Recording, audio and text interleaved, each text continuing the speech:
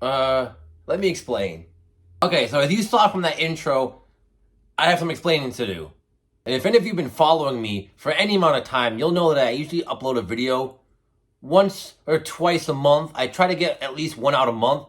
But as you can see by my upload schedule, I haven't done anything for at least a month and a half. Where have I been? I'm going to get to that in a second, but if you can, please take a moment to hit that subscribe button. It really helps the channel. It helps me grow as a content creator, and it really shows you like what I'm doing as a content creator. So, where have I been this past month and a half or so? Well, I've been lazy. Let me elaborate a little bit on that. I've been kind of lazy, but obviously in America here, we have Thanksgiving and we have the holiday season underway. We're in the thralls of it right now, that's for sure. And I've just been taking my time. I've been writing scripts. I've been collecting more, as you're about to find out in a minute here, wink, wink. The real standout event for me while I was taking my time off was going to RushCon, the day of Geddy Lee's book memoir reading in the Orpheum Theater in Boston, Mass. I went there on the 18th of November. I got to meet a great cast of Rush fans. I got to get my photo taken with Donna Halper. And look, I never thought I was going to even be able to video chat with Donna, let alone meet her in person. So that was a huge deal for me. Something that I really want to get off the list that I didn't even know was on my list, really. Because again, with COVID, I didn't think I was going to meet anybody. But thankfully, I got to meet her. She was super nice, super knowledgeable. I got a photo with her. And I got a photo with Jillian, the founder of RushCon, all the way back in 2001. I'm going to flash some photos on the screen here of some of the stuff I took. Donna did this really powerful speech that I filmed about 13 seconds of. I didn't want to film too much because I just wanted to sit and bask in her wisdom and her story and really how she became the person that she is today. We had trivia, we had games, we had laughs, we had Guy Fieri's food. It took place at Guy Fieri's restaurant about 10 minutes down the road from the theater. Great food, by the way. I recommend the barbecue pulled pork sliders. Now, you may be asking about the lanyard here. Well, myself and my team won at Rush Trivia. So we had teams of 5 name our team, and we had Rush Trivia. Now, our team was named Hatchet, Axe, and Saw. I kind of came up with that along with the rest of my teammates. It was kind of a collaborative effort for sure. My dad came with me, who is not a Rush fan, so he wasn't much help, admittedly. But we won second place at Rush Trivia, and I was so surprised by that. The first round was just normal questions. There's another round that was mixing up words and trying to assimilate words with other words. That was one we kind of failed at. We were first place for a while. We dropped down. But then the last round was zoomed in album covers. Now this one I aced. I pretty much knew all of them because some of them were pretty easy. Others were a little difficult, but I could just tell by the graphic of where the albums came from. And our team was tied for second place. We all had to pull one person from each of the teams to go up and answer a question. So everyone looked at me for whatever reason. They're like, who's the smartest guy? And they looked at me. You guys are picking wrong. Whenever you guys can come up, or one of you pick one. But they're like, no, you go up. So I go up there, and I'm with 3 or 4 other people, or 5 other people. And Jillian asked the question, how many Grammys was Rush nominated for? I wrote down 5 because I didn't know. I'm like, okay, 5's a decent one. I know Rush weren't really big mainstream, so they couldn't have been nominated for that many. Lo and behold, they were nominated for 7 Grammys. By the Price is Right rules, I just won by default. Someone guessed 8 or 9. We had one guy that guessed 12. But no, it was 7, and I guessed 5. So my team won second place. So not only do you get the lanyard, I also got this pair of replica drumsticks from Neil Peart for our 40 tour. Now, it's kind of hard to see that in the camera. It's not really focusing, but no, these are like replica drumsticks. And yes, I'm going to use these in further videos along with the Swiffer pad. I'm going to have a one-man band over here.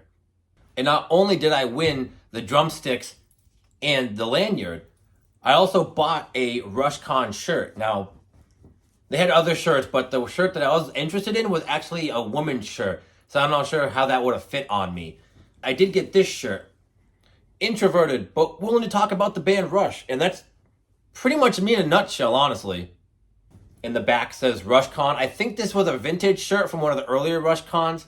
They did sell vintage shirts, and they did have more modern shirts for this RushCon.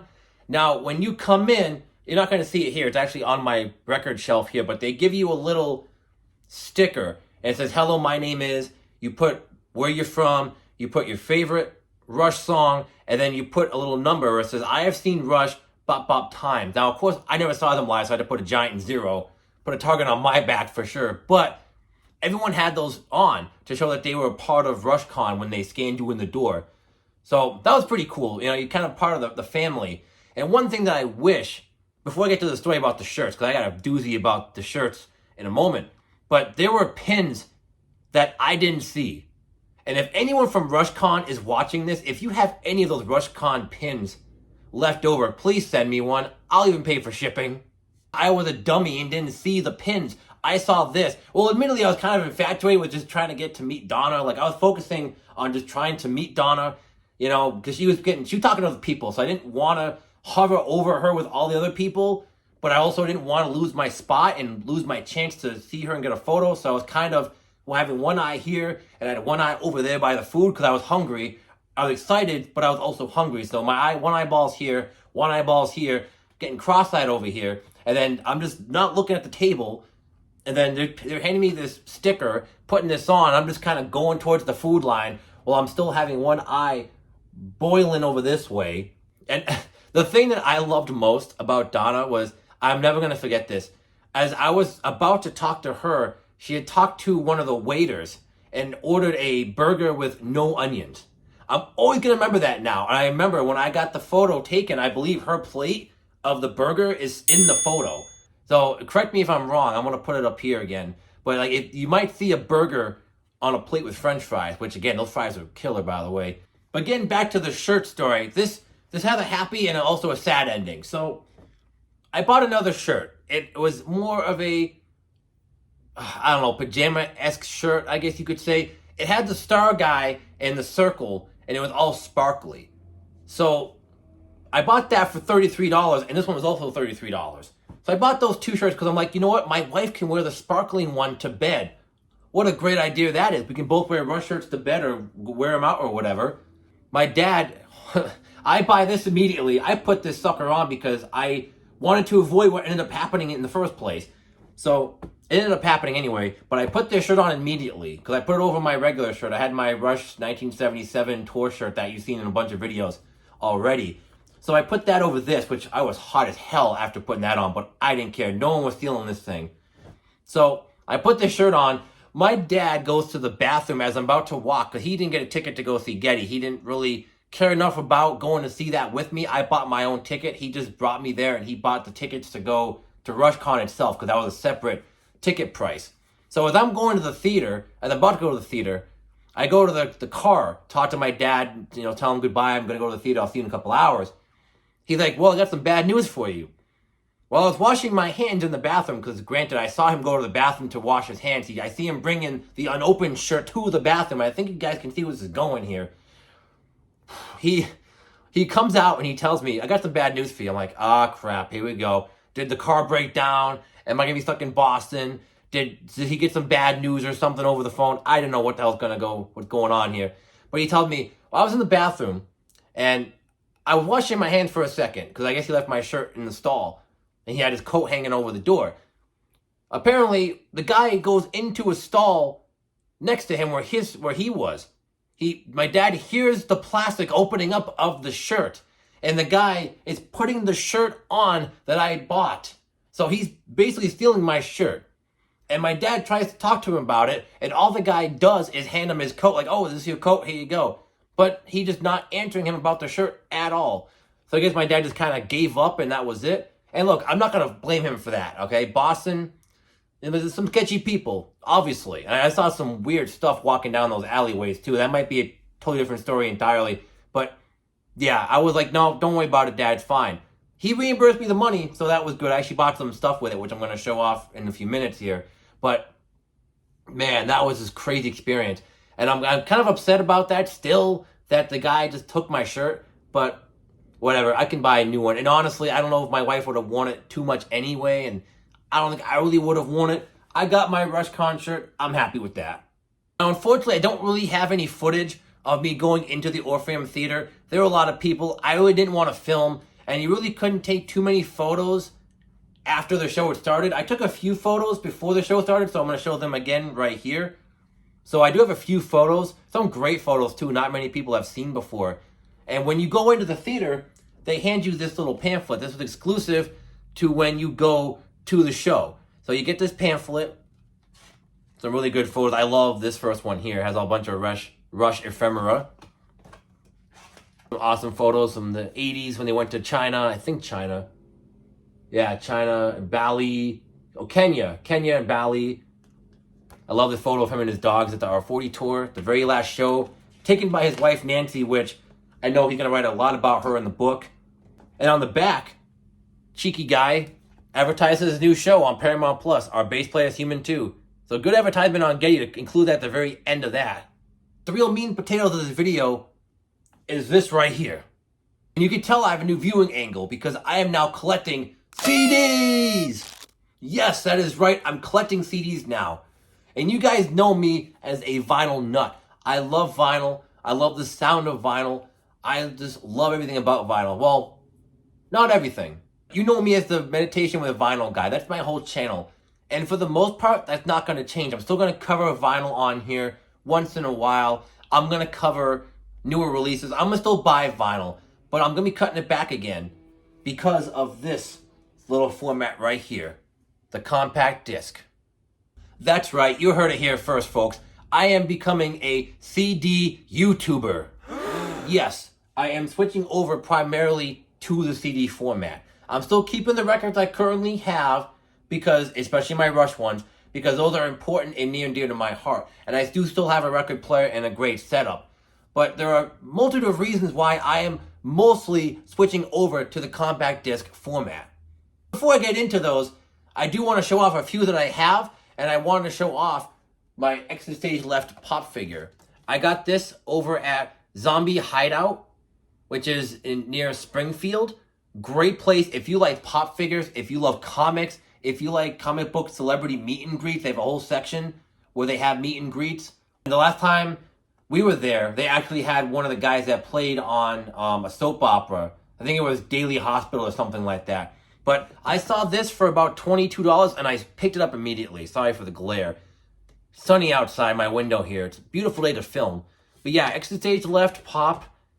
They didn't have any other Rush pop there, unfortunately, but they did have a Jimi Hendrix pop that I wanted to buy. It's him in front of the Are You Experienced album cover. Love that one too, but that one's around $40. I don't know if I want to shell that much for that yet, but I saw this one and I had to get it. My dad and I were going out just to hang out because he comes up once every couple weeks or so, once a month, and him and I go to a place called Tom's Electronics, which they sell video games, CDs, DVDs, stereo equipment, which no one sells that anymore, so that's mind-boggling in and of itself. Anyway, I go there with my dad. I look around the vinyl section. Admittedly, a lot of the records that he sells are more used. So they're going to have ring wear, theme splits, original pressings, older pressings, stuff like that. And as a vinyl collector myself, I don't care much for ring wear and all that damage. I like pristine jackets. Unless I get it in the mail, a brand new pressing in the mail, and it has a theme split or whatever, you really can't avoid that if it's damaged in transit. So I didn't see anything I really wanted in his vinyl section. But then I turn to my left and I see this giant wall of CDs, kind of like this, but like 20 times this. Like he has 20 times my vinyl section. If you guys see my vinyl shelf, he's got a bunch of those, but full of CDs. So he's got everything. But I see all these CDs and I'm like, you know what? Screw it. I'm going to look at the Rush section. So I go look, and literally, the first time I go there, I see 2112 sealed for $5. I'm like, you know what? Picking that up. I see the debut Rush album for $5. I picked that one up, again, sealed copy. And these are the Rush remasters from 1997, by the way, which I'm going to get more in detail about these in the future. But got those two, and then I also picked up on that trip Retrospective 1. Now, this one was open, but this was also $5. And the only thing that's wrong with it is there's a crack in the case. One of those inward cracks that's not on the outside. You can't feel it, but it's an inward crack. But You open it up, it's in great shape. There's the disc. Yeah, beautiful, beautiful stuff. And the guy has a lot of albums. This was just the first time I went. I went the time after that, and I picked up Signals he had, which the disc is a little bit cracked and a little bit. The disc is cracked in the middle and it has some scratches, but I think I can resurface it. And he had Moving Pictures again, not the best shape, but still, these were each $5. You can't beat that. And again, I'm gonna get into pricing as I talk about why I'm getting more into CDs now. And then funny enough, he had a used copy of the Rush album too. Same remaster, everything. Just has a crack in the back, but whatever. I can replace the case if I want to, but it was pretty much brand new. Like, it looks brand new minus the crack. It just probably got damaged in shipping. And the last two things I got from that last trip was I got Rush Icon. This was also sealed. Look at that, brand new. The only thing I took off was the price sticker. Sealed copy, Rush Icon. I'm keeping it sealed because I'm not going to listen to it. I'm going to be buying the albums and other compilations that have more songs. This is just for collection and history standpoint, history kind of deal. One of my favorite albums of all time is Pearl Jam's Versus. This album is perfection to me. Versus, one of my favorite albums of all time. I have it on vinyl, and they just came out with the 30th anniversary edition on vinyl that's split on 2 LPs. So you bet I will be buying that vinyl, and I'll be talking about this album.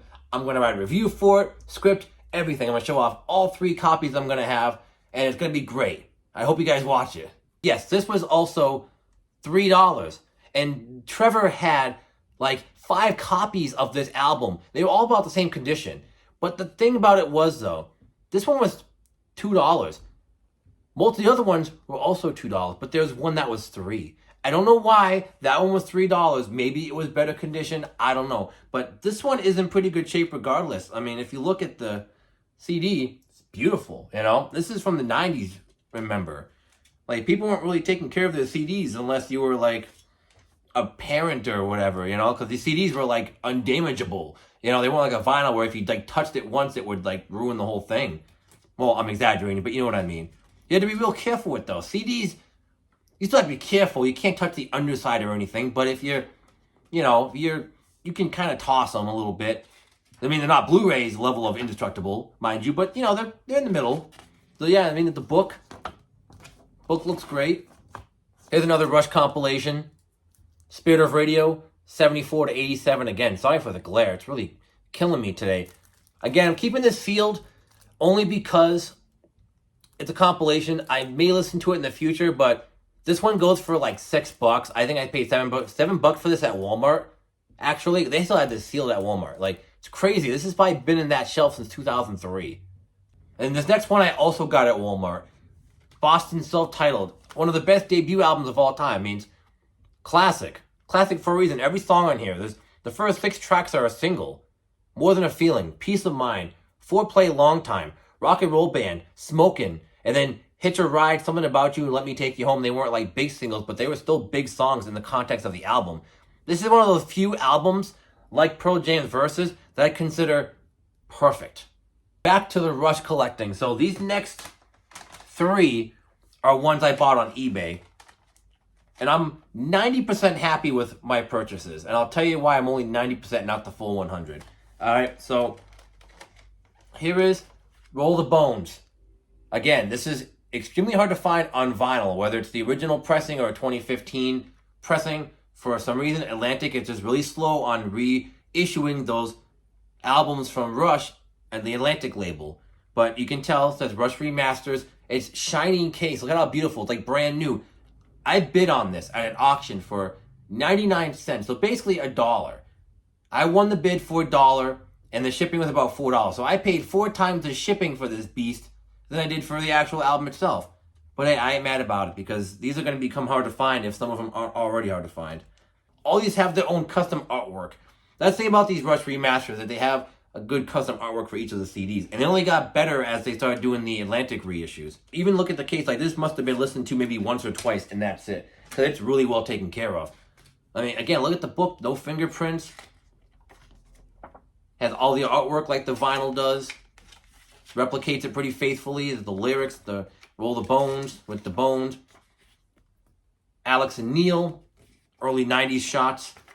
And there's Getty. Again, more lyrics. And then you get the 3 wishbones, which represent the 3 guys in Rush. 100% satisfied. Moving on to Power Windows, another one I bid around $1 or so for and paid about $5 shipping. And if you look, beautiful case. There's a little bit of sticky stuff on the back. It's probably just when they peeled the sticker off. You know when you buy a new CD and it's got the sticker, and these people don't peel it off slowly like you're supposed to. And so they peel it off fast because they want to listen to the music, which, of course, if I was to buy 2112, I'd be excited as hell, too, to listen to it on CD. Especially in the 90s, man. You're like, oh, it's a CD. It's going to be so cool. Oh, it's so small, but it has a powerful punch. So they probably like rip, and it just residue everywhere. So I'll have to clean this up or, again, get a replacement case for it. We'll see. But I bought this, again, about $5 shipping, $4 shipping. Beautiful case. Again, the CD. Mint. But you notice with these CD issues, these are the Mercury ones. So these are a little bit different. So what I've noticed is this is just the base CD, and then they kind of just stamp the font on there. There's no background artwork. Like if you notice with Roll the Bones, that one has artwork on it. So it's a little bit more of a layer. And one thing is kind of bare bones about these Rush remasters. But if you look at something like, I don't know, where is it? Look at Retrospective 1. This came out 97. All right. Or was it 97? Yeah, I think it was 97. Yeah, 97, the same year as the remasters. If you look at the CD itself, see how it has that artwork on the front? It makes it elevated. Like it feels like it's more premium. It's more of a heavier CD because it has the artwork on the whole thing. Instead of the original remasters that just have like blotches of the artwork, where it still looks like a bare-ass CD. This looks more full. Like this is what I think of when I think of CDs. Because most CDs going forward in the 90s and 2000s would have artwork on the CD. So I just thought I'd point that out. A little bit of a difference between the 2 pressings. But the real kicker here is this one, all right? Appears to be in pretty good shape. A little crack here. Nothing too crazy. Got this one for cheap, so I can't complain. But when I opened it up, it was broken. Now, admittedly, when I opened it up real slow, but it just went, I hear a crack, I go, like, admittedly, it's not a big deal, but when I opened it up and I could hear something crack, and this thing like flew out at me. This bottom part here, it literally flew out at me. I'm like, oh, well, that's not good. So, this is the antithesis of why I'm buying replacement cases. Obviously, replica ones that are the same as these, that say compact disc and everything else. So it's going to be still kind of official. But yeah, this needs a replacement case bad because All the World, the Stage is my favorite Rush live album. Like, I love this record. Artwork from the Mercury reissues. Got the Starman on it. Very consistent. Everything from 74 to 80 had the Starman. And then everything from 81 to about 89, I believe, or 88, has these. For the most part, this is in good shape. Like, a little bit of denting in it, but it replicates the trifold from the vinyl reissue, which, again, go back to the vinyl. I'm probably going to buy this on vinyl because I want to own this on both. There are some bands I'm going to buy on vinyl and CD, just to own them, both of them. UFO being a strong contender for that because they have bundles where you can buy both their anniversary editions and whatever on CD and vinyl, and you actually save money by getting both. These last 2 I actually got at Walmart. I picked these up about a week ago, actually, and I want to talk about these for the channel, but I want to wait until I actually listen to them on CD and get the full Beatles treatment. I have the Red Album, 1962-1966, fully remixed by Giles Martin, and I got the Blue Album, also remixed by Giles Martin. Now, these just came out to coincide with the 50th anniversary of the Red and the Blue albums. And I never owned these on vinyl or CD. My dad has these copies at his house, the original 1973 pressings. They're beat up to hell, suffice it to say. But I saw these and I'm like, you know what? These are $30 on CD as opposed to getting the vinyl. The 3 LP set, $75. And if you don't believe me, I'm going to put a photo of it right here. Yes, they want $75 for these on LP. It makes sense because when pricing these, You have to remember there's a 3 LP set, and they're all fully new mixes, especially the Red album. But, I don't know, man. That's one of the problems I have with modern day vinyl is the pricing. But that's something I'll get into later. Yeah, so I bought these two, $30 each at Walmart, so $60, and I have a good breadth of the Beatles catalog in these two CDs. They did add a bunch of songs that weren't in the original mixes for these albums. So they added like 12 tracks each, something like that on average. And what's nice about the CD edition is that you get them sequenced in chronological order. Now on the vinyl edition, the first two albums are the vanilla, red and blue. So those are normal. But then the third LP is all the bonus tracks that they didn't add onto this. So I think the CD is actually better in that regard. If you want the updated track listings in the chronological order, I'd say get the CDs. So that was my entire CD collection. So now, why am I buying CDs? Well, one of them I alluded to throughout the video, that being price. A new vinyl record normally goes for about $30 to $50 depending. Sometimes you can get indie release for about $20, $25, but that's rare nowadays. Meanwhile, a CD can go for anywhere from $10 to maybe $20, $25, maybe $30 if it's a super deluxe release. As I showed you with my entire collection, I didn't spend more than $5 or $10 for the used CDs. So price is a big thing for me. It's just not really there for me right now. And it's one of the reasons why I'm really switching over. That's kind of the big one for me. But also, convenience. You have everything on one disc. This whole live album is on one disc as opposed to being split on 2 records. And you could just tell me, oh, just stream everything. You don't need to have a physical format. Stream everything. I don't want to say her name because she's going to yell at me. But you know, those devices where you can say, hey, play this. You know, and yeah, that's a thing you can do. But I like the sound of owning a physical format. I like to own things and buy things. When I get out of work, I like to know that I have something waiting for me at home that I can pop on, whether it be a vinyl or a CD. Or I can order something online, and if I know it's out for delivery, I can have something to look forward to open up and unbox and hopefully not have it break like this freaking thing did. And yes, I'm still salty about that.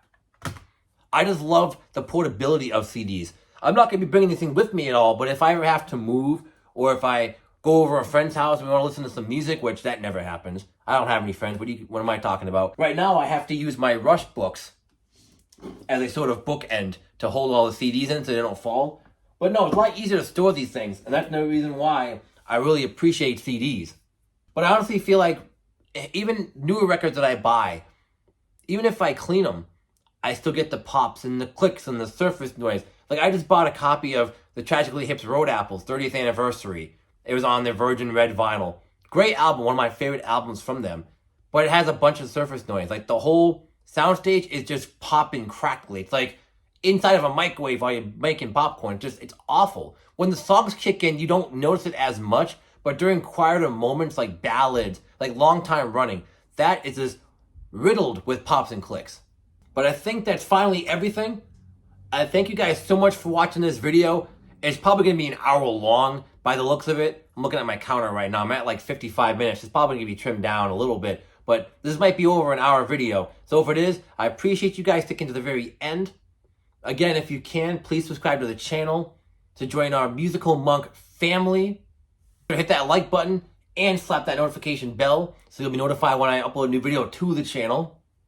And since I am steering away from vinyl, for the most part, I'm going to come up with a new catchphrase. Gotta be something universal. So, can't be vinyl or CD based. Has to be something round, like both formats are. It has to be circular. So what am I going to come up with? What is a CD? What is a vinyl? What's a frisbee? Oh, they're all discs. I got it. All my fellow monks out there, don't forget to listen to Rush. And don't forget to keep spinning those discs. Look at this. I'm not going to put all these suckers back. Oh!